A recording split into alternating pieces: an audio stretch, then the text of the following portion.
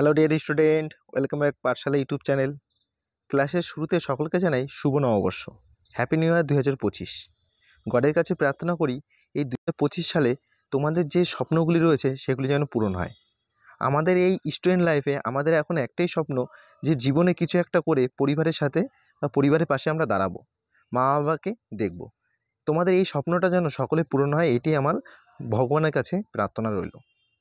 আর হ্যাঁ, ভগবানের কাছে প্রার্থনার সাথে সাথে একটা কথা মাথায় রাখবে, যে নিজেদেরও কিছু কর্ম করতে হবে। কারণ যেমন কর্ম কর্ম করবে তেমনই তার ফল পাবে। তো জীবনে একটা চাকরি পরীক্ষা সাকসেস হতে বা সফল হতে তোমাদের কঠোর পরিশ্রম করতেই হবে। তার জন্য জীবনে সব কিছুর সাথে সাথে পড়াশোনাটা চালিয়ে যাও। চলো এবার শুরু করে আজকের ক্লাসটি। আর এই ক্লাসটি শুরু করার আগে একটা কথা বলি, যে আমাদের একটি টেলিগ্রাম চ্যানেল রয়েছে, তার নাম হলো পাঠশালা স্টাডি সেন্টার। এই চ্যানেলে অর্থাৎ তোমরা টেলিগ্রামে এই পাঠশালা স্টাডি সেন্টার এটি সার্চ করে তোমরা এই টেলিগ্রাম চ্যানেলটিতে যুক্ত হতে পারো, যেখানে তোমরা প্রতিদিন কুইজ দিতে পারবে। এছাড়াও আমাদের এই ক্লাসের সমস্ত লিঙ্ক সেখানে প্রোভাইড করা হয়। এছাড়াও যেসব পরীক্ষা আপডেটগুলি পাবলিশ হচ্ছে সেগুলি এই চ্যানেলে আপডেট দেওয়া হয়। তো তোমরা এই চ্যানেলটি যুক্ত হয়ে যাও। এবার চলো আর কথা না বলে শুরু করে দিই আজকের ক্লাসটি। আজকের ক্লাসের প্রথম প্রশ্নটি হলো, 7টি মহাদেশের সর্বোচ্চ শৃঙ্গ জয় করে বিশ্বের সর্বকনিষ্ঠ মহিলা পর্বতারোহী কে হয়েছেন? অপশান এ জ্যোতি রাত্রে, অপশান বি কাম্য কার্তিকেয়ন, অপশান সি নুংশি মালিক, অপশান ডি হলো অংশু জামশেনপা। সঠিক উত্তরটি হয়ে যাবে অপশান বি কাম্য কার্তিকেয়ন 7টি মহাদেশের সর্বোচ্চ শৃঙ্গ জয় করে বিশ্বের সর্বকনিষ্ঠ মহিলা পর্বতারোহী হয়েছেন। 17 বছর বয়সী, অর্থাৎ তার বয়স কত? 17 বছর। এই 17 বছর বয়সী মুম্বাইয়ের কাম্য কার্তিকেয়ন 7টি মহাদেশের সর্বোচ্চ শৃঙ্গ জয় করে মহিলা বিভাগে বিশ্বের সর্বকনিষ্ঠ পর্বতারোহী হয়েছেন। যেহেতু এখানে 7টি মহাদেশের কথা বলা হয়েছে, অর্থাৎ 7টি মহাদেশের বৃহত্তম উচ্চ শিখরের কথা বলা হয়েছে, তাই আমরা 7টি মহাদেশের বৃহত্তম উচ্চ শিখরগুলি পরপর দেখে নিই। প্রথমে আমরা দেখব এশিয়া মহাদেশ। এশিয়া মহাদেশের সর্বোচ্চ শৃঙ্গের নাম কি? মাউন্ট এভারেস্ট, যার উচ্চতা রয়েছে 8,848 মিটার। দ্বিতীয় দেখব দক্ষিণ আমেরিকা মহাদেশের।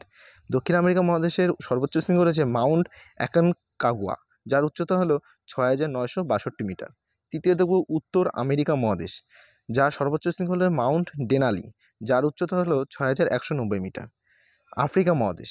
আফ্রিকা মহাদেশের সর্বোচ্চ শৃঙ্গ রয়েছে মাউন্ট কিলিমাঞ্জারো, যার উচ্চতা 5,895 মিটার।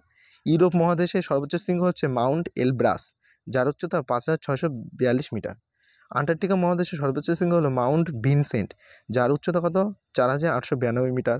সর্বশেষ দেখো, সপ্তম মহাদেশটি অস্ট্রেলিয়া মহাদেশ, যার সর্বোচ্চ শৃঙ্গ রয়েছে মাউন্ট কসকুস্কো, যার উচ্চতা হলো 2,228 মিটার। এই 7টি মহাদেশের বৃহত্তম উচ্চ শিখরগুলিতে পর্বতারোহণ করেছেন এই পর্বত জয়ী। এবার দেখে নাও রিলেটেড আপডেটসে গুরুত্বপূর্ণ কিছু তথ্য।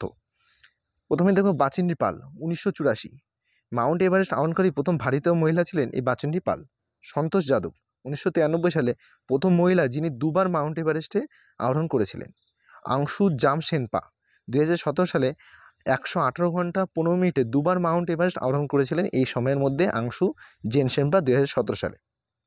এবার দেখো অরুণিমা সিংহা, 2013 সালে মাউন্ট এভারেস্ট আরোহণকারী প্রথম অঙ্গহীন মহিলা, অর্থাৎ প্রতিবন্ধী মহিলা কে ছিলেন মাউন্ট এভারেস্ট আরোহণকারী?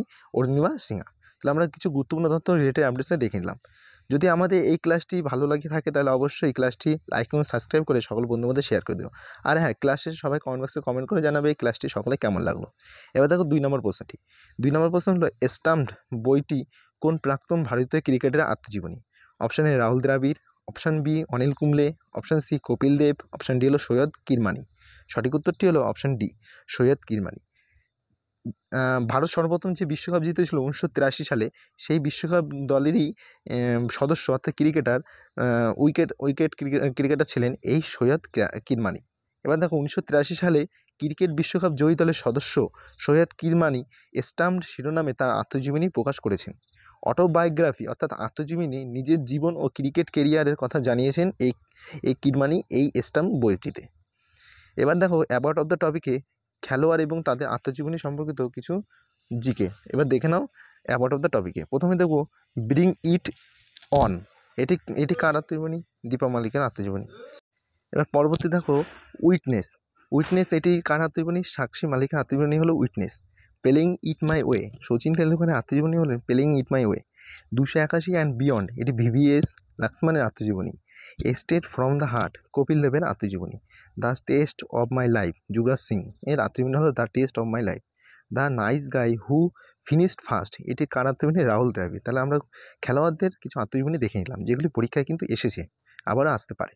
এবার আমরা চলে যাবো আজকে কারেন্ট অ্যাফেয়ার্সের 3 নম্বর প্রশ্নে। 3 নম্বর প্রশ্নটি হলো কোন ভারতীয় খেলোয়াড় দ্বিতীয়বার মহিলা বিশ্ব র্যাপিড এবং ব্লিটস দাবা চ্যাম্পিয়নশিপ জিতেছে? এটি কিন্তু গুরুত্বপূর্ণ প্রশ্ন।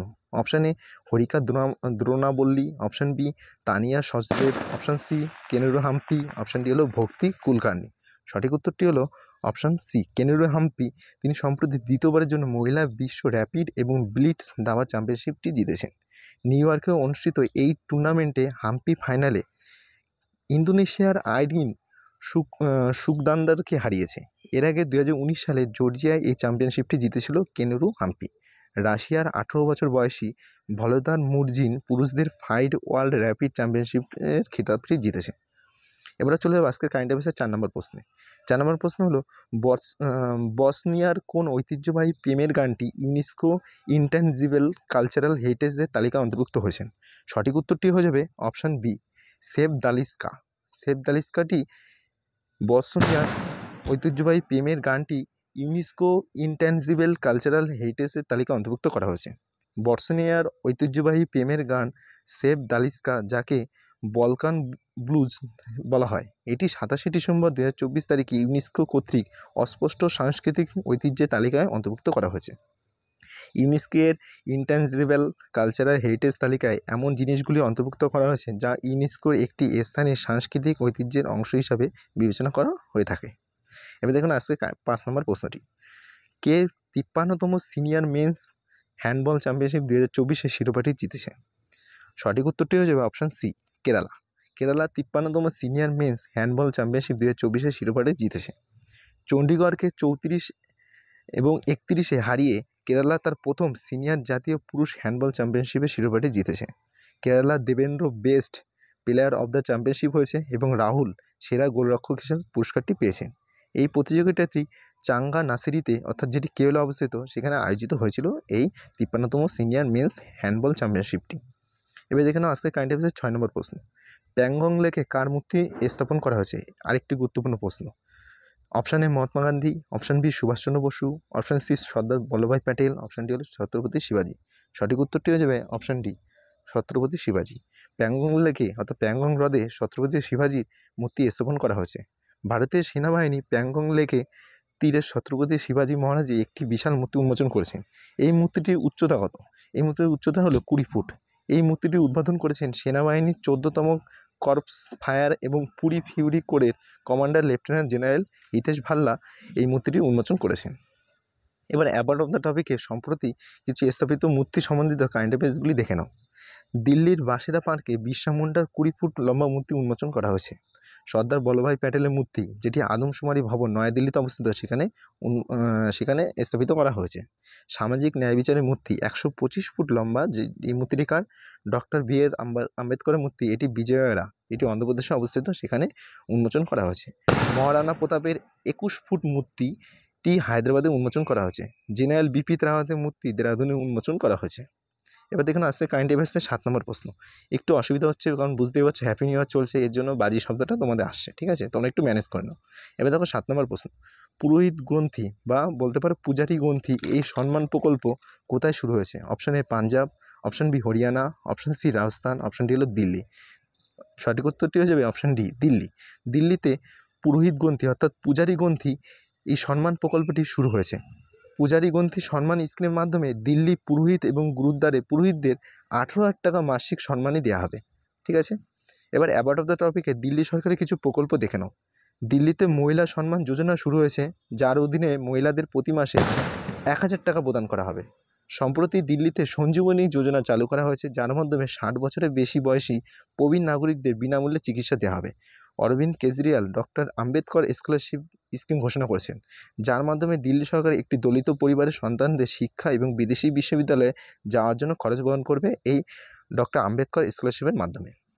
এবার আমরা দেখলাম আজকের কারেন্ট অ্যাফেয়ার্সের শেষ প্রশ্নটি হলো কোন দেশে 18তম হাতি পর্যটন দিবস উদযাপন করা হয়েছে? অর্থাৎ এলিফ্যান্ট ট্যুরিজম ফেস্টিভ্যাল কোন দেশে আয়োজন করা হয়েছে? সঠিক উত্তরটি হয়ে যাবে অপশান সি, নেপাল। নেপালে এলিফ্যান্ট ট্যুরিজম ফেস্টিভ্যাল আয়োজন করা হয়েছে 2024 সালে চিতওয়ানে, অর্থাৎ যেটি নেপালে অবস্থিত। এখানে 18তম হাতি ও পর্যটন উৎসব আয়োজন করা হয়েছে। এই উৎসবের প্রধান আকর্ষণ হলো হাতি প্রদর্শনী। উৎসবের উদ্দেশ্য কী? উদ্দেশ্য হলো চিতওয়ানে পর্যটনের প্রচার করা। চিতওয়ান নেপালের একটি প্রধান জাতীয় উদ্যান। তো ডিয়ার স্টুডেন্ট, এই ছিল আজকের কারেন্ট অ্যাফেয়ার্সের ক্লাসটি সকলে কেমন লাগলো সেটি অবশ্যই কমেন্ট বক্সে কমেন্ট করে জানাবে। আর সকলকে আবারও বলছি হ্যাপি নিউ ইয়ার। সকলের এই বছরটি খুবই ভালো কাটুক। ঠিক আছে, ক্লাসটি যদি ভালো লেগে থাকে তাহলে অবশ্যই লাইক এবং সাবস্ক্রাইব করে সকল বন্ধুদের মধ্যে শেয়ার করে দিও। আর ধন্যবাদ সবাইকে ক্লাসটি সম্পূর্ণ দেখার জন্য।